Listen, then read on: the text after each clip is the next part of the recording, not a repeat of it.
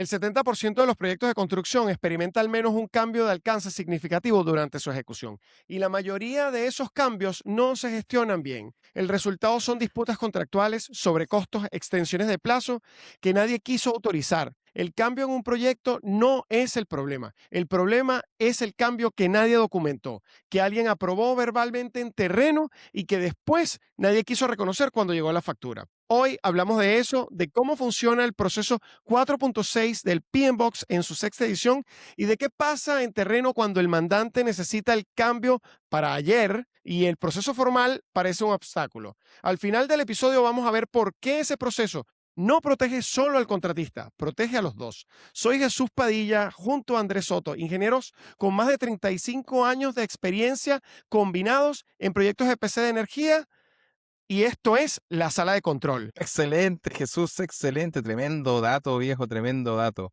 Y efectivamente, estamos en la sala de control, séptimo episodio. Y lo que dice Jesús, tienes toda la razón. Hay proyectos de energía en sus estaciones, líneas de transmisión, donde los cambios son inevitables. Eso hay que entenderlo de alguna forma. Los cambios son inevitables. Entonces, y a veces no es un defecto del proyecto, sino que es la naturaleza de estos tipos de proyectos. Y hay que entenderlo de esa forma. El problema es cuando ese cambio se maneja en una conversación de pasillo y no en un proceso formal. Hay que tener un proceso formal. Y en realidad yo he visto, perdón, proyectos donde los cambios se hacen en un pasillo, en terreno, que la ITO autorizó y nadie quiso pagar después la hora extra de más, los materiales que habían, y el contratista, pobre contratista, se quedó con la pérdida de lo que invirtió. Sí, Andrés, y hay un dato que ha investigado McKinsey, es que el 98% de los megaproyectos experimenta sobrecostos o retrasos, o sea, 98%. Y cuando uno revisa las causas, siempre una de las primeras que están en la lista es los cambios de alcance que no han sido bien gestionados. Nosotros, cuando estuvimos trabajando en una empresa, realizábamos los claims en estos proyectos en el área de transmisión, y más de la mitad de los proyectos tenían un cambio, que había una solicitud verbal, sabes, que el cliente pedía, y entonces nosotros tratábamos de canalizar siempre como buen contratista, o sea, canalizar para poder hacer que ese cambio o esa solicitud tuviera una formalidad y así evitar problemas más adelante. Siempre una de las cosas que hemos hablado harto es que todas las cosas que hemos hablado en todos los episodios, que este es el séptimo episodio, evitan problemas en el futuro. Entonces hay que seguir cada uno de los episodios para ir viendo qué es lo que nadie quiere, tener problemas en el futuro. Y hoy día, Jesús Padilla, vamos a hablar de el proceso de cambios, los cambios, cómo gestionamos de buena forma los cambios. Y nos vamos a ir a la teoría, que es lo que dice el PMBOK 6, en el proceso 4.6, dice es el control integrado del cambios. Y eso es importante tenerlo en consideración porque se aplica en terreno cuando el mandante, esto nosotros desde el punto de vista del contratista, cuando el mandante quiere hacer un cambio de un día para otro. Sí, Andrés, el PMBOK nos dejó ese proceso, y son, en un análisis rápido, son 5 pasos que nos da el camino para poder canalizar lo mejor posible lo que tiene que ver con los cambios que se presenten en el proyecto. Lo primero que hay que hacer es, el paso uno sería identificar y documentar. Si se detecta algo que hay que modificarse o alguna solicitud que no estaba dentro del alcance, el mandante, el equipo, ingeniería, o sea, en ese momento hay que generar una solicitud del cambio, algo que sea formal, por escrito. Sin ese documento, o sea, el cambio no existe, no hay nada Claro. oficial. Entonces no importa quién lo haya pedido, si no hay una solicitud formal, no hay una base para cobrar ni defender eso que se haya hecho, porque, bueno, porque lo quisimos hacer por muy buena voluntad. Buena onda. Lo segundo es evaluar el impacto. El equipo analiza qué implicación tiene ese cambio, cuánto afecta el costo, cómo afecta el cronograma, el tiempo del proyecto, qué riesgos introduce y si hay implicaciones técnicas o contractuales. Esa evaluación es la que alimenta esa decisión, la cual con ese análisis es que vamos a ir a lo que se llama el comité de control de cambios. El comité de control de cambios no siempre existe en la formalidad, pero en empresas de mediano a gran tamaño está ya representado de manera intrínseca por el jefe de proyecto o administrador del contrato del mandante, lo que tiene que ver con el cliente, perdón, el project manager como contratista, y los que están por encima, que son los que toman las decisiones y gestionan todos los cambios a nivel contractual. Entonces, este cambio que se identificó, se evaluó, se somete a consideración de ese comité para aprobar o rechazar o pedir más información porque ellos no están de acuerdo, o sea, o no entienden. En los proyectos grandes, como yo decía, hay un comité formal. En los proyectos pequeños, de repente no lo hay. Una vez aprobado este cambio, lo que tienes que hacer es actualizar la línea base. Tu línea base original no se toca. Vas a crear una nueva línea base modificada por ese cambio que fue aprobado. Y no se corrige porque si no, no vas a tener con quién comparar más adelante cuando el proyecto haya avanzado con respecto a cuál fue tu punto de inicio, que fue tu baseline original. Exactamente. Y finalmente, el paso 5 es registrar y comunicar. El cambio entra a un formato, a una hoja de registro de cambio, con la trazabilidad. ¿Quién lo solicitó? ¿Quién lo aprobó? ¿Cuánto costó? ¿Cuál fue el impacto? Ese es el proceso completo de lo que es gestionar un cambio. Cuando falta cualquier paso, el proceso se rompe. Y casi siempre falla en el paso 1, porque alguien decidió que la aprobación verbal era suficiente. Excelente, Jesús, excelente. Oye, me llama la atención que siempre en el PMBOK, lo he logrado decir bien en el tiempo, no parte con planificar, porque los cambios generalmente no están planificados, son parte del proyecto, parte del avance. Cuando uno va avanzando, van generando los cambios. ¿Y sabías tú que el PMBOK 7, está saliendo el 8 ahora, pronto, ¿cierto? Pero el PMBOK 7 también lo aborda y lo aborda como un principio. El principio 7, adaptabilidad y resiliencia. Y ahí lo irrelevante de ese punto, de estos principios, es que no hay que resistir el cambio, sino que hay que procesarlo con disciplina. Y eso es lo que todos los equipos tienen que saber desde el inicio, cómo se gestionan los cambios cuando se producen en la obra.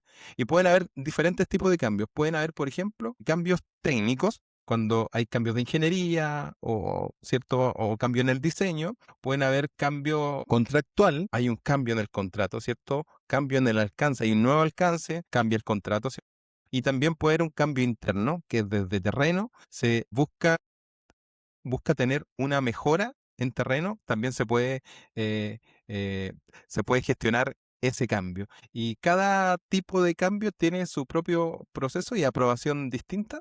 Y no se tratan igual estos cambios, pero sí hay que documentar y seguir los 5 pasos que hablamos al principio: identificar, evaluar, someter a aprobación, actualizar línea base, registrar y comunicar. Sí, Andrés, yo solo quiero recordar, hay un proverbio chino, si mal no recuerdo, que dice que la disciplina tarde o temprano vence la inteligencia.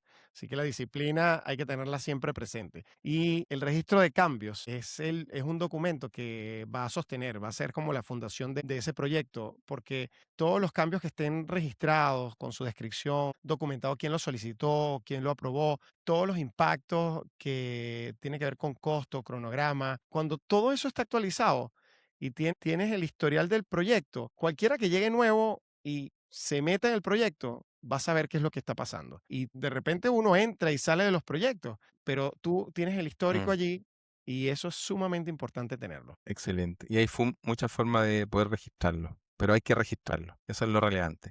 Y bueno, y en teoría lo entendemos, ¿cierto? Eso está claro. Decir, no, si lo que tenemos que hacer es esto, pero ¿qué hacemos cuando llega la hito, llega el cliente y dice, oye, tenemos que hacer este cambio o si no, nos vamos a atrasar, se atrasa el plazo, tenemos que cumplir con esta fecha?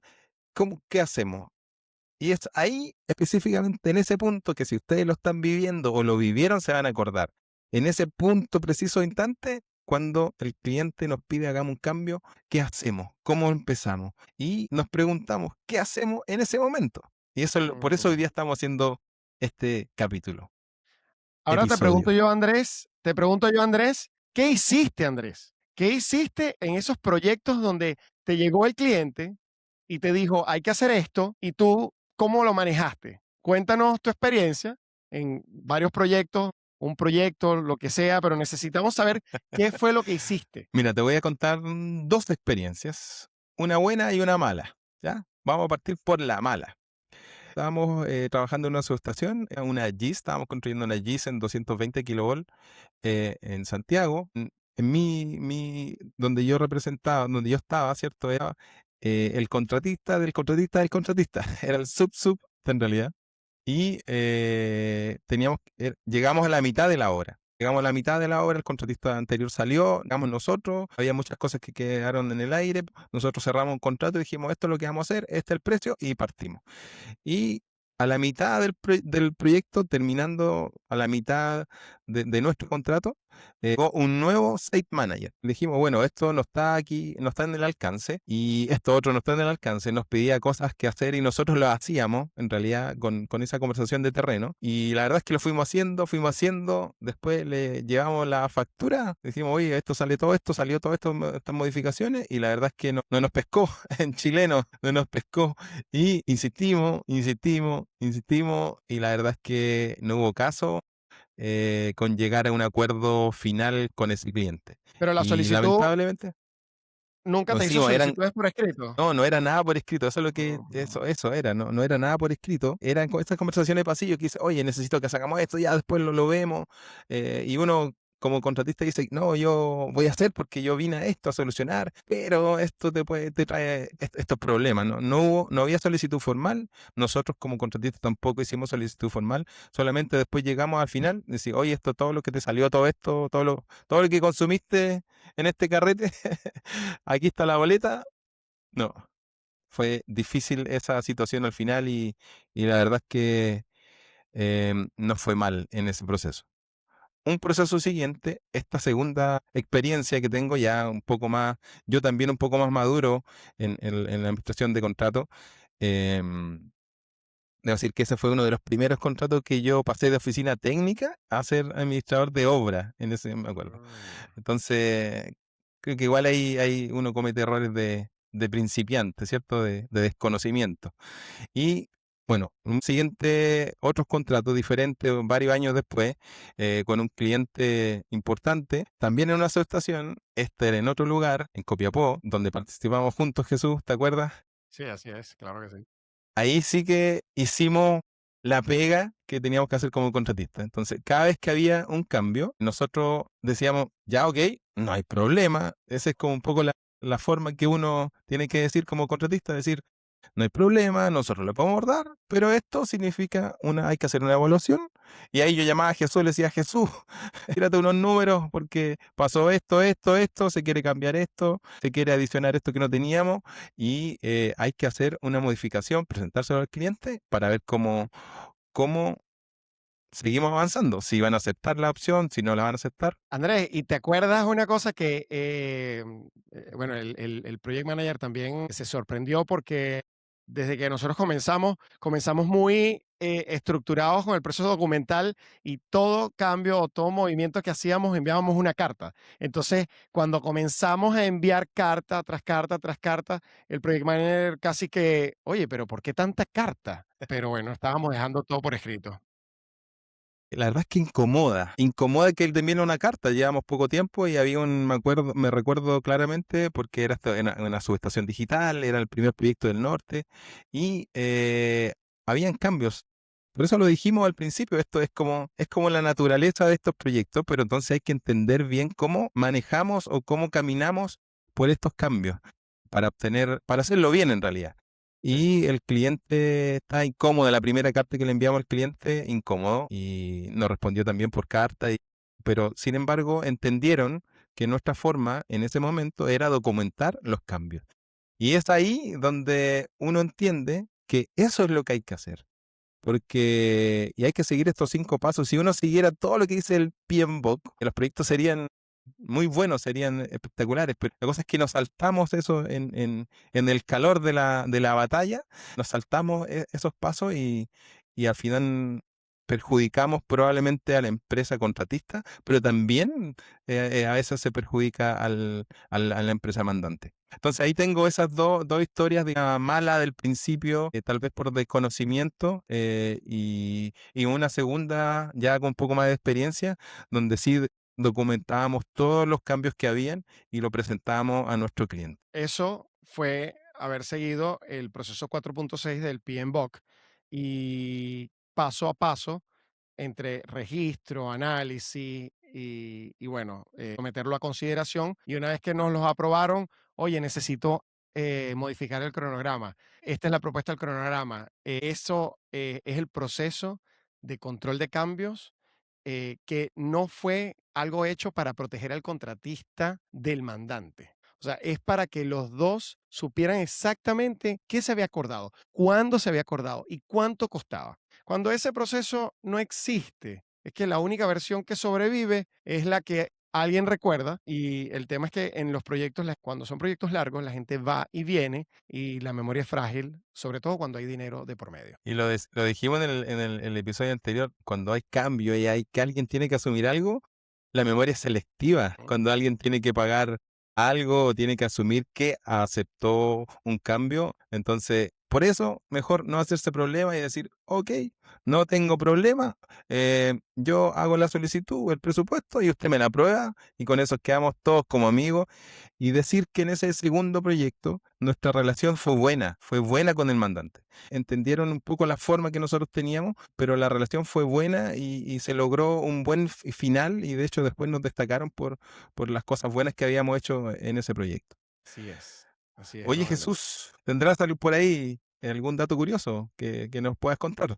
Tengo el dato curioso y vamos a echar un poco para atrás algo que ya habíamos mencionado, pero es tan bueno que vamos a tomar parte de su historia. Te lo voy a contar. El edificio más fotografiado del mundo, la Ópera de Sydney en Australia, costó 14 veces su presupuesto original, no porque el diseño fuera complicado, sino porque la construcción empezó sin los planos terminados. El cliente cambió el alcance de 2 a 4 teatros en medio de la obra y nadie gestionó esos cambios formalmente. El arquitecto se fue antes de verlo terminado por una disputa de pagos, un problema de plata que nadie había aprobado por escrito y ahí justo no existía el PMBOK 6, no existía el proceso porque estamos hablando del año 1959. Hoy no Oh, tienes excusa. hoy no hay excusa. Efectivamente, hoy día no hay excusa.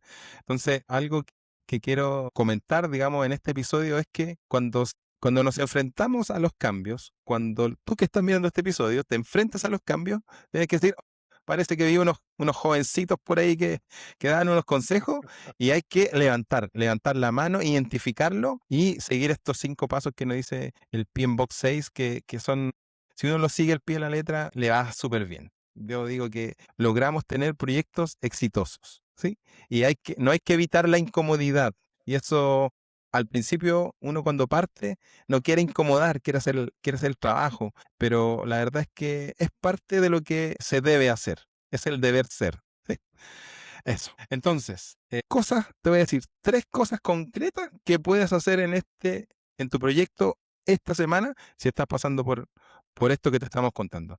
Si no tienes un registro de cambios, créalo inmediatamente. Anda ahora en una hoja Excel, crea las columnas, la fecha, la solicitud, quién solicitó, describe lo que pasó, qué impacto tiene, qué costo estimado tiene, ¿cierto? Claro. Identifícalo y regístralo, pero hoy día mismo, si no tienes un control de cambio, tienes que llevar un control de cambio. Y con una planilla Excel es suficiente para poder llevar el registro. Define con tu equipo y con el mandante, bueno, si fuera posible, quién puede autorizar qué cosa. ¿Quién va a autorizar qué cosa? ¿Alguien de terreno puede autorizar un cambio? Si el mandante dice que sí, bueno, con que él firme la documentación que uno le puede entregar, ¿cierto? Acerca del cambio, y se hace en terreno. Pero si no es así, que generalmente la gente de terreno eh, eh, hace, hace modificaciones pequeñas técnicas, pero cuando uno tiene que levantar la mano, de terreno hay que levantar la mano para decir, este cambio no está dentro del alcance. Y eso también significa entender cuál es el alcance del proyecto. Entonces, define quién va a aprobar en terreno, quién va a aprobar contractualmente, eso hay que saberlo desde el principio, quién va a aprobar los cambios. En la kick-off meeting, cuando parte el proyecto se hace una kick-off meeting, una reunión de inicio, que le llaman kick-off meeting, la COM, y en esta reunión de inicio se definen hartas cosas. Si no has partido tu proyecto, estás en ese proceso, define en tu COM quién va a ser la persona que va a aprobar o quiénes en los diferentes niveles del proyecto van a aprobar los cambios. Porque, como dijimos, los cambios son inevitables. Por lo tanto, hay que conocer cuál es el camino para gestionar estos cambios. Y algo muy importante, como tercer punto, ante un cambio en terreno, la respuesta no es ni un sí ni un no. La respuesta es, ¿procedo con la evaluación del cambio? Sí, ok. Te doy el impacto en 24 horas, te doy el impacto costo-plazo y seguimos trabajando. Cuando esto se firme, seguimos avanzando. Ahí viene la incomodidad que uno a veces no quiere tener. Y por el lado del mandante también, el mandante dice, oye, pero ¿cómo llevamos poquito y me está pidiendo un adicional? Pero eso hay que evaluarlo de acuerdo a un montón de cosas, cómo se fue el presupuesto, si se decía exactamente lo que había que hacer y, en fin, una serie de cosas que suceden en los proyectos. La primera reunión, estamos felices, como que todo es maravilloso, y al día siguiente hacemos una segunda reunión y listo.